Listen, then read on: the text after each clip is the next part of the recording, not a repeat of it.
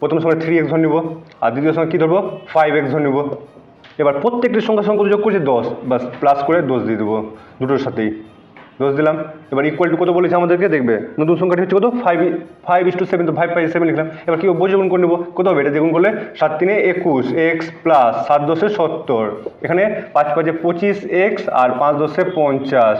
এবার কী করবো, এক্সগুলোকে একদিন চলে আসবো, 21x আছে এদিকে আর 25xটা কী হবে মাইনাস হয়ে আসবে এদিকে, বাস এদিকে কত যাবে 50, এদিকে কত যাবে -70 হয়ে যাবে এদিকে। তাহলে কত হবে 21 থেকে 25 বাদ দিলে 4x মাইনাস, আর এখানে 20x 20 মাইনাস হয়ে থাকবে, তো এই মাইনাস মাইনাস কেটে যাবে, তো x সমান কী বেরোবে 20কে আমরা 4 দিয়ে ভাগ করে দেবো, 4 5 20। এবার আমাদেরকে কী বলেছে x এর মান আমরা পেলাম কত 5। এবার কী বলেছে আমাদেরকে সংখ্যা দুটির সমষ্টি কত, তার সংখ্যা দুটি কী হবে, এটা 3 × 5 হবে আর একটা কত হবে 5 × 5 হবে।